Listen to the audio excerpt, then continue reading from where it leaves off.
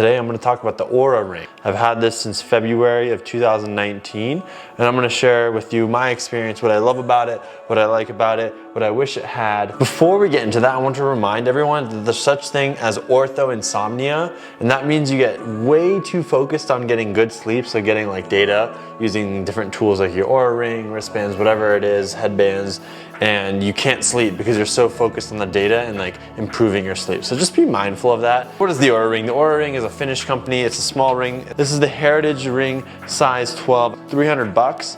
I think I got $50 off when I ordered it, and as you can see inside, there's 3 sensors, those 3 bumps on the bottom.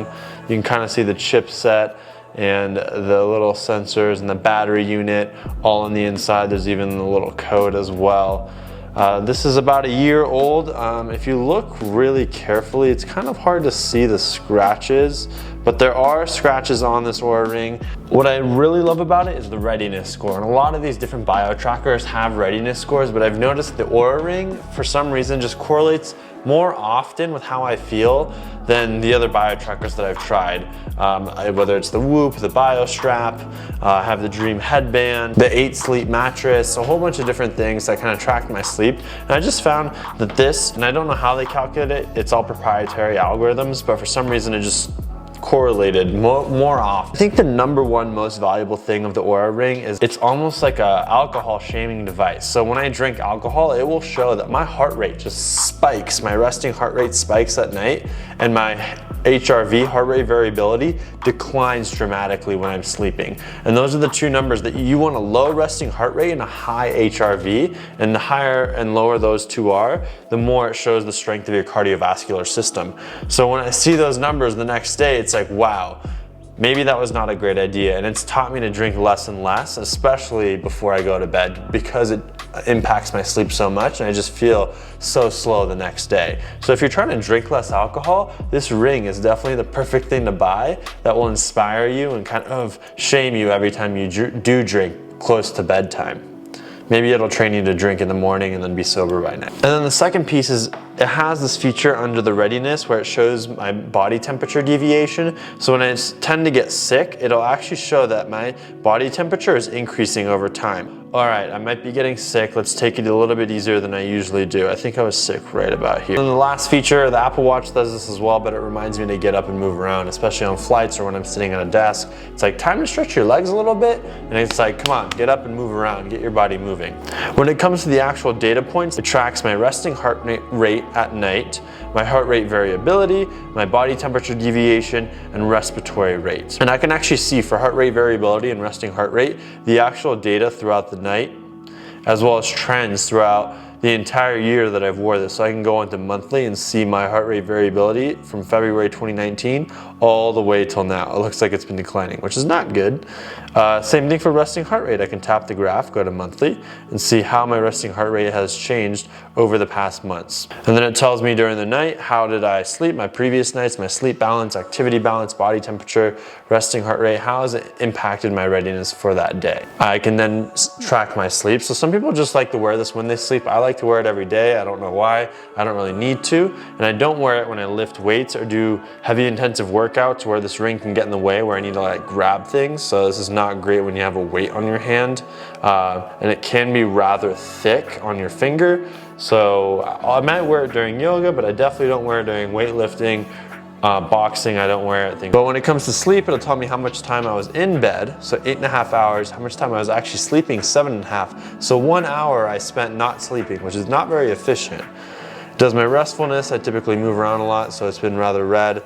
And when you tap each category, it actually gives you tips on what is expected, what you should have, and how to kind of improve that sleep stage. The latency, how quickly I fell asleep, and then I can even go ahead and edit my sleep times. It doesn't let you extend the time, but it lets you shrink the time. And finally, it shows activity. It'll tell me how many calories I burned for the day, and it'll have different goals for different days, so 350, 550, 700, depending on how much activity I did the days before. Change that number in accordance, and it shows my total calorie burn, the walking equivalent, and I can go ahead and see, all right, did I hit my goals? Like, what percentage did I get to? I definitely work out a lot, always above 100%. The number of steps, which it also does. But yeah, if I moved every hour, training frequency, it talks about metabolic equivalence in terms of your intensity of training, your heart rate, and then just recovery time. How much time do you spend recovering from these workouts? Getting these numbers is great, but the biggest question I love to ask is, are they accurate? Because if they're not accurate, then what value is this ring actually bringing? There was a study that was done,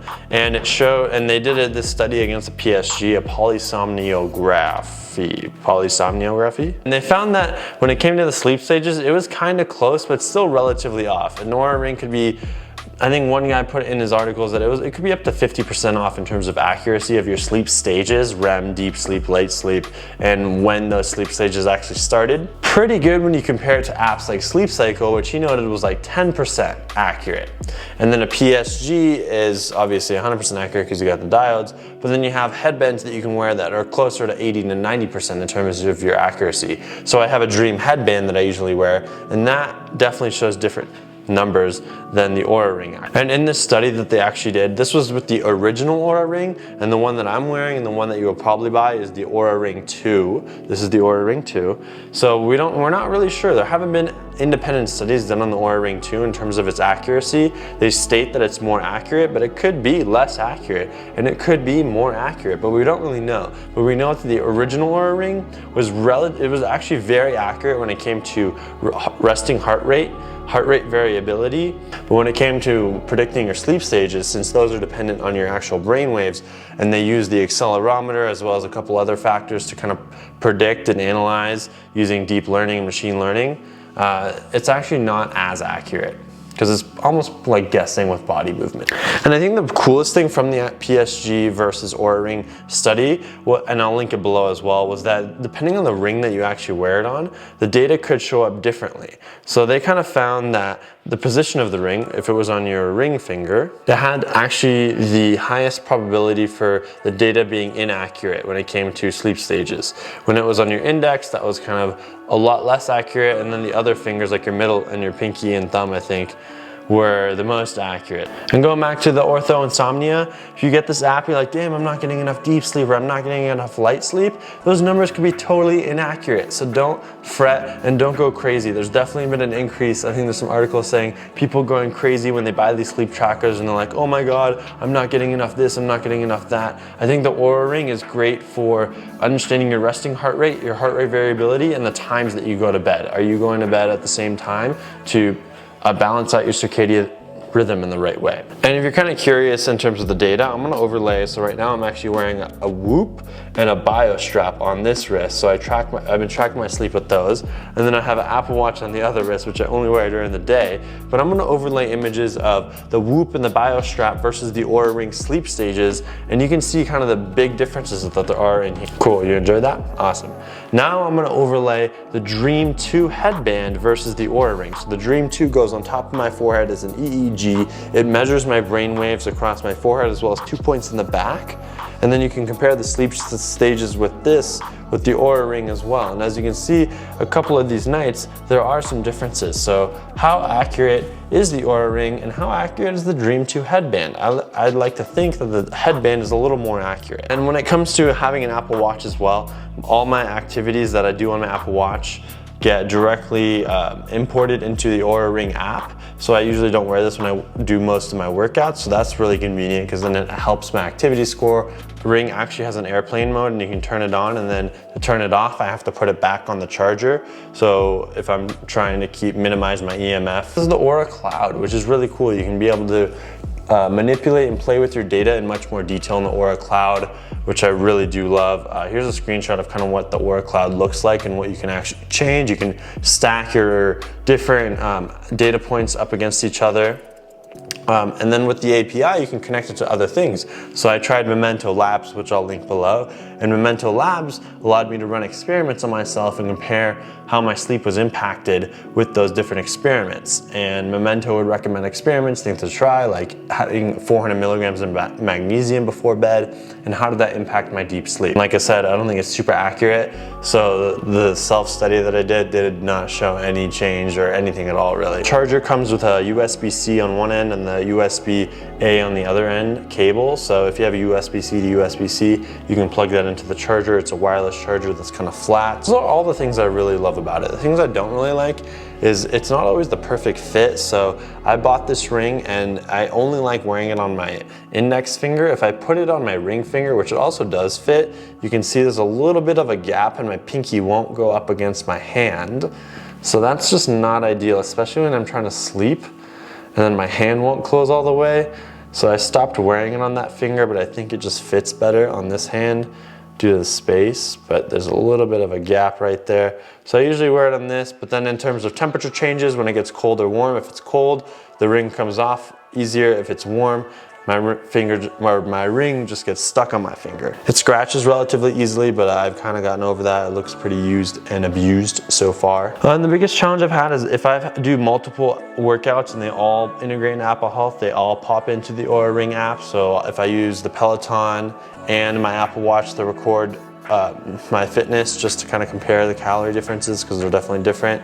They both appear in the Oura Ring app and I can't delete one or the other. I have to delete it through the Apple Health app, and you have to do it on that day or else it'll always be there. I'll have like 2 cycling workouts at the same exact time layered on top of each other, and it thinks I burned twice the amount of calories, which at this point I've just started to ignore. And then when it's not tight enough on your finger, you can have gaps in your heart rate and your HRV. So just something to keep in mind, nothing crazy. It still gets you a readiness score, still gets you an average, but it's just something to keep in mind that that data might not appear if there's just not a good snug fit on your finger. And when you order the ring, they will send you a sizing kit with all the different sizes, and they only do full sizes of the ring. So you can't get 11 and a half. It's like 7, 8, 9, 10, 11, 12, 13, I think. And you just have to figure out which one of those fits on your finger. The Oura Wrap, they actually do have trends. You can tap the trends and be able to see, hey, REM sleep, how much did I get over daily? What about weekly? And it'll have tags for the activities that I did.